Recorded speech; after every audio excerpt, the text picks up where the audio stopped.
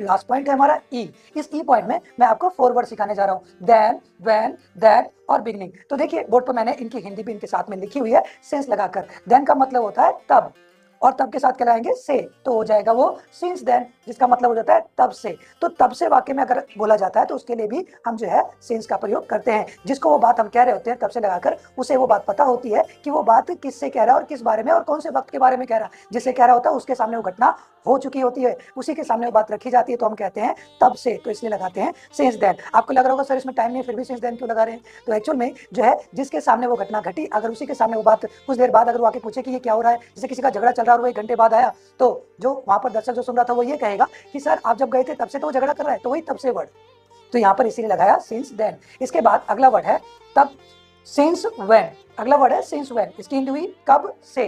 तो व्हेन एक ऐसा WH वर्ड है जो सिंस को बाहर रखता है अपने, लेकिन व्हेन एक WH वर्ड है, वो वाक्य के शुरू में यूज होता है और वो सिंस को भी अपने साथ बाहर ही रखता है। यहाँ पर अगला वर्ड है सिंस दैट डे, जिसका मतलब होता है उस दिन से, या मैं कहूँ उस महीने से तो हो जाएगा सिंस दैट मंथ, उस साल से तो सिंस दैट ईयर।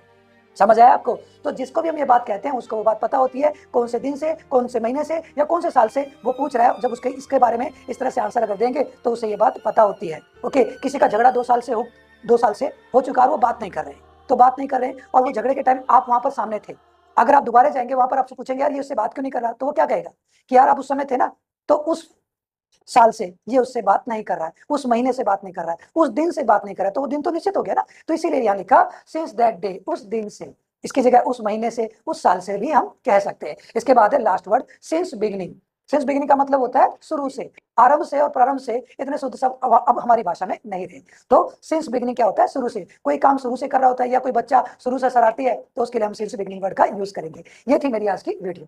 इस वीडियो में मैंने आपको सिखाने की कोशिश की है कि सिंस का यूज हम किस तरह से करेंगे। क्या आपको इस वीडियो में आपको समझ आया कि सिंस का यूज किस तरह से करेंगे? जहां पर सिंस का यूज होगा तो वो ये पॉइंट है। इस 5 पॉइंट में वॉच, कैलेंडर, लिस्ट ऑफ, यहाँ पर periods of the day, yesterday, childhood, birth, then, when, that, beginning, ये वर्ड्स आपने याद कर लेने हैं और इस तरह से एग्जांपल में इसको बात को आपको दिमाग में ध्यान रखना है। अगर आपने ये ध्यान रख लिया तो यहाँ पर सिंस लगता है, जो इससे बाहर है वो सारा का सारा फॉर में यूज आता है। ये थी मेरी आज की वीडियो। Thank you guys.